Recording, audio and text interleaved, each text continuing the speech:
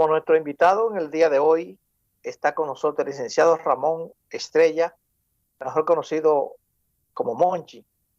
Monchi fue el presidente de la seccional en Santiago del Colegio de Abogados de la República Dominicana, pero actualmente coordina este movimiento a nivel nacional gentío, que tiene que ver mucho con las demandas planteadas por la sociedad civil relacionado a que se maneje de manera transparente el caso de los hidrocarburos, los combustibles en sentido general. Bienvenido, Monchi, a nuestro programa de Frente al País. Gracias, Luis Manuel, por permitirnos comunicarnos con el país, con el mundo y expresar nuestras ideas. Y gracias a todos los televidentes que sintonizan cada sábado este programa, que es un toque de queda en este país. Monchi, Santiago y algunas poblaciones, pero sobre todo Santiago, ha sido estremecido en los últimos tiempos, en los últimos días, por una ola delincuencial, porque aquí se habla de muertos, de violencia de género, pero mucha gente aquí no entiende lo que es el raterismo, que es lo que más está afectando también a la sociedad de Santiago. Lo vemos a diario como constante denuncia de una empleada camino a la zona franca, a la tienda, en sentido general. Le llevan sus celulares, le llevan dinero, pero sobre todo el choque que esto provoca, el dolor que esto provoca. 10 muertos en Santiago en apenas 9 días. ¿Cómo analizas tú la situación? Bueno, el plan de seguridad, mi país seguro que tiene el Estado Dominicano en esta gestión de Luis Abinader y la gestión del jefe de la policía ha fracasado. Ha fracasado en el primer intento de hacer un plan integral, porque no solamente es con buenas intenciones, sino de que cuando cambiaron el jefe de la policía saliente a Edward, lo que plantearon fue un asunto de mano dura.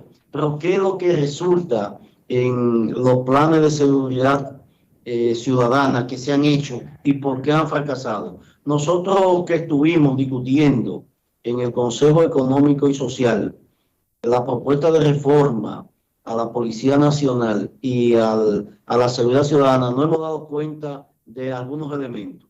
En el 2006, el gobierno de Leonel Fernández instauró Barrio Seguro. Barrio Seguro fracasó porque en los ejes temáticos y a aplicar que tenía estaba la intervención barrial y descuidó la clase media. Entonces, la delincuencia lo que hizo fue que se trasladó del barrio a la clase media, pero no solamente eso. Prohibieron la importación y la importación de armas de fuego. Y empezó una ola delictiva en busca de armas de fuego, es decir, a atracar a miembros de la institución para quitarle el arma y a ciudadanos comunes para poderla revender, más el aumento del contrabando de armas por la frontera terrestre, por la frontera marítima y traído en vuelos. Y también funcionarios de esos gobiernos participaron en componentes para traer mafias, para traer armas de fuego, simulando que era comida, simulando que eran paquetes. Y vimos todo esto. Este plan y debo decir, en honor a la verdad, que el ministro de Interior y Policía tiene grandes preocupaciones y ha planteado propuestas reales. Lo que pasa es que no se han implementado porque la Policía Nacional no solamente necesita un asunto de una reforma, y necesita una transformación real que implica primero saber por qué la gente llega a ser policía, por qué segundo, hay que cambiar el modelo de ascenso. No puede ser en base a recomendación. Y tercero, hay que cambiar el estatus de dignidad laboral. del policía. Un policía no puede seguir durmiendo en un camarote, en un baño, en el piso, en un cuartel, porque no tiene para dónde dormir, ni puede seguir pidiéndole el pasaje a un delincuente para poder ir a trabajar o el combustible. Necesita el Estado darle niveles de garantía que permitan que se desenvuelva con dignidad. Y a partir de ahí, entonces, debe pedírsele y ser estricto en que el policía que comete un abuso policial debe ser drásticamente y ejemplarmente sancionado, porque aquel que está llamado a preservar la ley tiene una función, entonces no puede ser tratado como el ciudadano común. Pero primero tenemos que tener esos requisitos. Y lo otro es que hay que ver la seguridad ciudadana como parte de muchas seguridades. Si no hay empleo y los jóvenes ni estudian, ni trabajan, ni hacen deporte, ni hacen nada, entonces pueden hacer muchísimas cosas que no sean permitidas. Si nosotros tenemos un sistema galopante de inflación, en lo cual los salarios no dan para cubrir la canasta básica ni la canasta familiar. Entonces, también eso genera esa situación. Y ahora en Santiago el problema de la incertidumbre con la energía eléctrica. Si tú tienes un barrio oscura, esquinas oscuras, es más propenso a cometer actos delictivos. Y lo otro tiene que ver con que las cámaras de seguridad del 911 no funcionan cuando no hay energía. Cuando no hay energía, no hay grabación. Y entonces no existe la posibilidad de perseguir. Lo otro tiene que ver con que todo este nivel de inseguridad plantea la seguridad privada como alternativa. Pero ¿qué sucede? La seguridad privada no depende de Interior y Policía, depende del ministro de Defensa, una aberración en términos. Pero también ellos han violado la ley, porque no es verdad que de 2007 para acá no han importado armas. Y también los mismos diputados, los alcaldes, los funcionarios, de manera ilegal han traído armas a este país. Se necesita, y que nosotros planteamos, un verdadero plan de desarme, de búsqueda de armas ilegales, reales. No es diciendo que le vamos a dar algo al que la... No, no. Es que todo el que participe en la actividad delictiva algún contacto tiene con la fuerza pública, con la fuerza represiva. Nadie, absolutamente nadie, hace de su vida central el delito, la delincuencia, si no tiene algún nivel de conexión. ¿Y qué pasa con los delincuentes? Ellos piensan que nunca van a caer presos, que tienen las conexiones necesarias para impedir caer preso, y eso lo hacen los de los puntos de droga, eso lo hacen los que se dedican a asaltar, que hay una conexión de eso. Lo otro que es lo más alarmante es que todos los planes de seguridad que ha tenido este país han ido a la persecución del microtráfico, solamente el microtráfico, y el microtráfico es una consecuencia del tráfico internacional. Es decir, de los turpenes, los que tienen contacto a más alto nivel político y militar, son los que traen drogas a este país. Y eso cobran muchas veces en naturaleza y dejan una parte para el consumo interno. Entonces el país no puede seguir siendo puente para el narcotráfico, porque es lo que más daño le ha hecho a este país. Y esto es un problema de seguridad del Estado. El Estado tiene que poner los radares, pero no solamente los radares, porque los equipos electrónicos sin la mano humana no funcionan. Es tener gente probada en la persecución del crimen y el delito.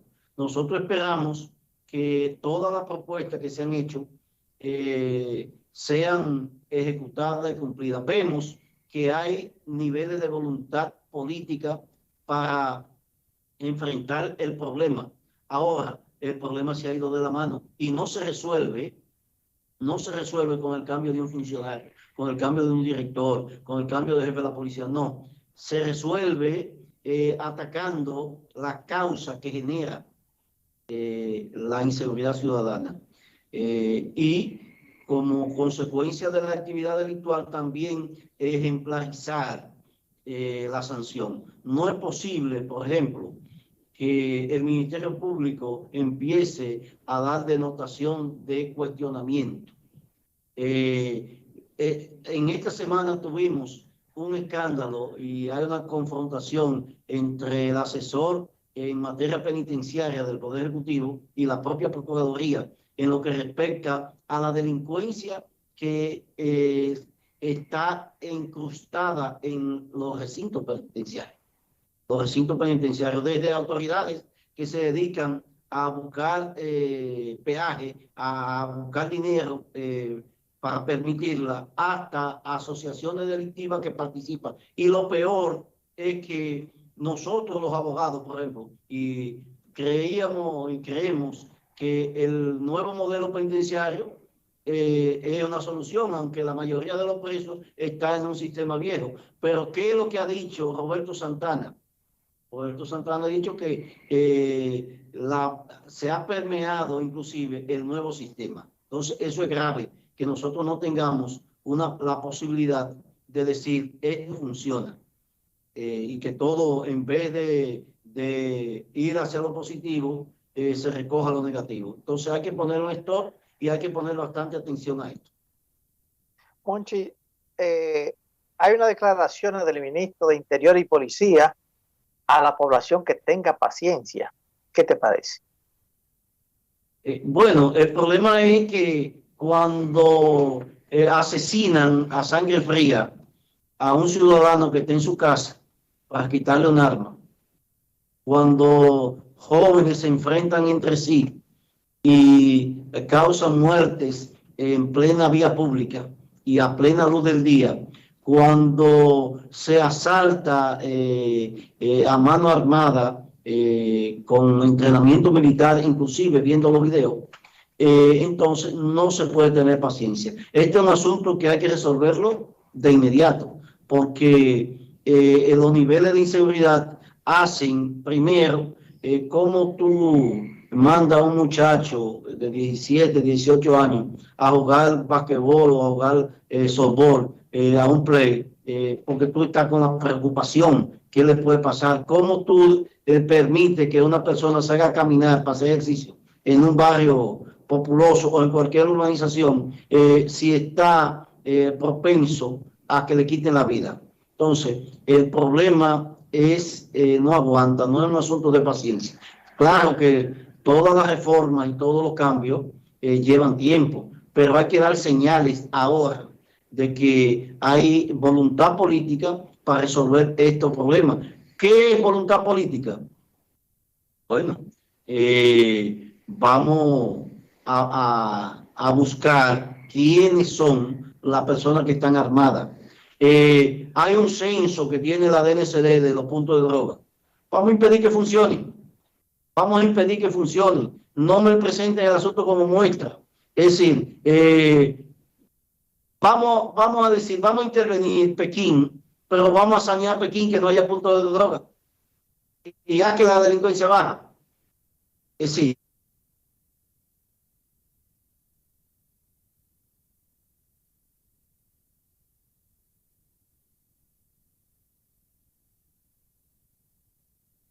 bueno, hay una situación que también se da cuando las autoridades intervienen, por ejemplo, en determinado sector. Tú decías de los puntos de droga, pero que, por ejemplo, en el área de la zona sur de Santiago, que se ha intervenido desde hace varios días, han desmantelado muchos puntos de droga, pero después que intervinieron en esa zona, 3 muertos, Monchi. Sí, bueno, lo que pasa es que también hay el asunto del funcionamiento de los puntos de droga es un asunto de competencia. Entonces, cuando de competencia entre sí, entre bandas rivales, entre dueños de puntos y de control de espacio, cuando la fuerza pública interviene, el otro cree que el otro lo denunció. Y vienen los conflictos. Pero el problema es que no se puede golpear a un solo sector, hay que golpearlo todo. toda la actividad delictiva obligatoriamente tiene que ser controlada, tiene que ser enfrentada. Y no puede ser que te desmantelen un punto para poner otro. Sí, es ahí el que está el problema. No es verdad y categóricamente nosotros podemos afirmar que no existe la posibilidad de que un punto de droga funcione de manera permanente si no tiene algún nivel de relación con quien persigue ese asunto. Porque cuando una gente no tiene relación, cae preso. Cae preso. Y yo entonces pierde la vida en esos niveles de complicidades que se dan. Entonces, aquí nosotros tenemos la obligación como ciudadanos y las instituciones de evitar esas complicidades que se dan entre la policía, entre las agencias mismas de investigación como la DNCD, de persecución, y entre el poder político. Entonces, sí, tenemos la obligación de separarnos de esas complicidades que han permeado la sociedad y que llegó un momento en que el microtráfico era el principal empleador de los barrios de muchachos. Es decir, ellos lo veían como un trabajo, como un trabajo. Yo trabajo con fulano de tal. ¿Y qué es lo que tú haces? Vender droga. Entonces, así no es posible. Así no es posible. Y van donde el dueño del punto a pedirle trabajo. Entonces, eso no es posible. Y lo otro que tiene que ver con bajar los niveles de delincuencia tiene que ver con la formación integral y familiar que se debe dar. Entonces, nosotros estamos en un momento de cambio cultural en lo cual la mujer se ha integrado bastante a la actividad laboral y los hijos quedan muchas veces solos, a expensas de que van a la escuela, pero la escuela no forma, la escuela lo único que le enseña a los muchachos en este modelo docentista que nosotros tenemos es leer y escribir, y a veces ni con la precisión que debe ser. Entonces, ¿qué debemos hacer? La sociedad tiene que empoderarse, los hijos tienen que responder a principios que deben crearse en la familia, pero no solamente eso. El Estado tiene que volver a entender que el núcleo familiar es la esencia de la sociedad. El núcleo familiar, y hay que apoyar a la familia. Monchi, asuntos de seguridad. Tú sabes que en nuestros vecinos, Haití, han surgido desde hace muchos años varias bandas muy peligrosas armadas, que prácticamente son las que están gobernando Haití ahora mismo, porque prácticamente Haití no tiene gobierno.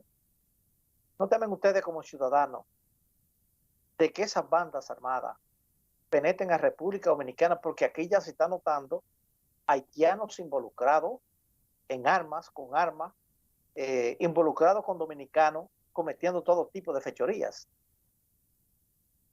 Mira, claro que como ciudadanos nosotros tenemos que tener la incertidumbre de que teniendo un país ingobernable, porque aquí no tienen las instituciones para gobernar, y que bandas son las que controlan el espacio y que desde principios del siglo hasta la fecha, ya los jóvenes que nacieron en Haití, lo único que conocen son los jefes de esas bandas, como si fueran su gobierno.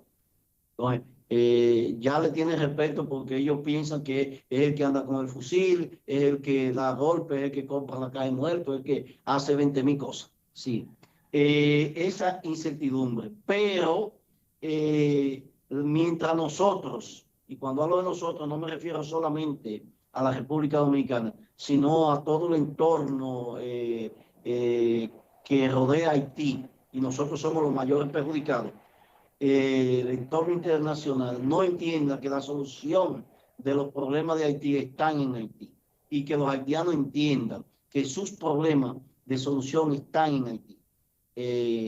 No habrá una solución al problema haitiano y eso implica muchas cosas. ¿Cómo es posible que la comunidad internacional permita que hayan matado un presidente y que pasen años y no haya sanción, vamos a decir, no estén clarificadas ese tipo de cosas. Cuando pasa con el presidente de la República, ¿qué será con el ciudadano común? Entonces, la situación haitiana es difícil, que no lo va a controlar una verja perimetral ni un muro. El problema de Haití, la única forma de controlarlo, desde mi visión, no tiene la posibilidad momentáneamente, inmediatamente, de constituirse de resolver los problemas por la vía agrícola. No la tiene, porque su tierra están totalmente deforestadas e improductiva. Tiene que haber un ciclo de recuperación de alimento para la propia tierra. Y lo que más conviene y lo que debiese pensar la comunidad internacional es hacer de Haití un país con mano de obra de zona franca, por ejemplo. Es decir, que permita que los haitianos puedan trabajar en su país y buscarle qué hacer. Es lamentable que uno va a Puerto Príncipe y tiene que ver de 100 personas, 98 con canastas y latas en la cabeza, vendiéndose entre ellos mismos cuestiones. Es decir, eso no es posible, esa vivencia de esa forma. Y tienen la culpa los haitianos que han gobernado, y también los que no han gobernado, que creen que todo lo que le resuelve el problema es la dádiva internacional. Es decir, llegó un asunto a Haití de manera cultural que ellos entienden que todos los esfuerzos para que le respondan económicamente, para darle ayuda y darle. Entonces nadie puede vivir de la ayuda. Cada país tiene la obligación de producir para su gente, de producir mayoritariamente lo que consume, que es lo que nosotros hemos planteado para este país. Es decir, este país tiene que ser productivo, que permita tener un nivel de producción dentro de la producción agrícola y agroindustrial, que permita recuperar divisas en el mercado internacional con lo que nosotros podamos vender. Pero no podemos ser lo que pasó con Venezuela durante los últimos 50 años, que era un país solamente con el asunto del petróleo como centro, y olvidó la producción en otros renglones. Se ha recuperado un poco, pero el 97% de la producción venezolana solamente era por vía del petróleo. Ahora ellos han entendido que tienen que producir comida, que tienen que producir otro tipo de cosas. Entonces pagan una consecuencia que nosotros no quisiésemos vivir, y que la está viviendo también los haitianos. Los haitianos, en función de su status quo, lo que han vivido en los últimos, desde la dictadura inclusive, es el problema de entender que la comunidad internacional le va a resolver el problema. Juancho, el tiempo ya se nos está terminando, pero no queríamos que se nos vaya. Gentío, ¿cómo ha seguido? Porque vemos que el gobierno está ahora congelando los precios de los combustibles. ¿Pero a ustedes qué les parece? Nosotros desde el medio de octubre hasta finales de febrero hicimos una jornada todos los viernes, denominada los Viernes Rojos.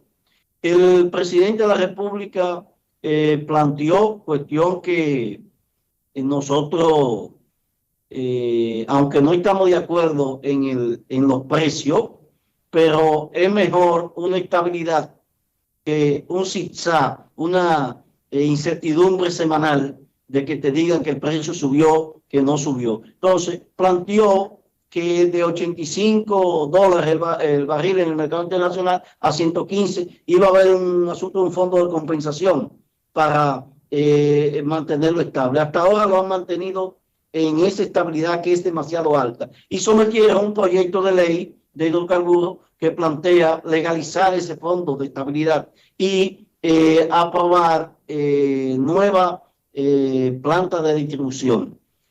Nosotros tenemos algunos cuestionamientos al proyecto de ley que están planteando, pero para nosotros, para Gentío, para el cambio político y social, el hecho de que hayan buscado la vía de congelar el precio ya es una ganancia. En esta situación de incertidumbre internacional, nosotros ganamos con eso y le hemos demostrado tanto al ministro de Industria y Comercio como al propio Estado que hay soluciones.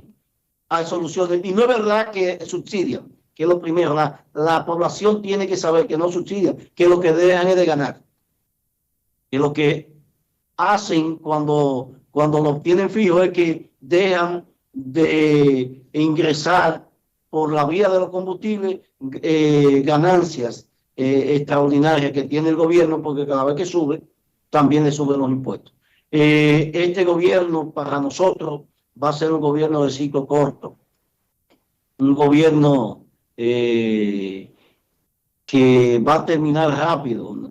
Y nosotros nos llama la atención el hecho de que no pueda controlar problemas vitales como el problema eléctrico, la inflación se ha ido de la mano, independientemente de que en el mercado internacional el dólar ha bajado, producto de que muchas de las cosas que se pagaban en dólares y que había que buscar rublo ruso para pagarla en la mayoría del país. Entonces, eso ha hecho que la tasa de dólar baje, no solamente aquí, sino en el mundo, porque se está buscando menos dólares.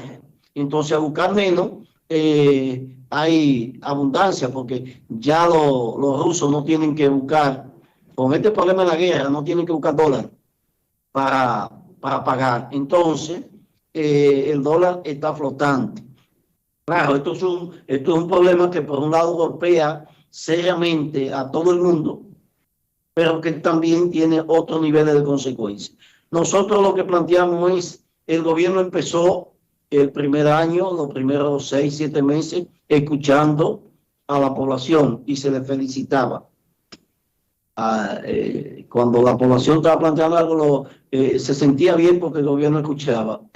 Muchos de los funcionarios del gobierno han optado por no escuchar. Y hay problemas que se prometieron resolver. Esos problemas del liceo al medio, del alcantarillado sanitario, que llevan años.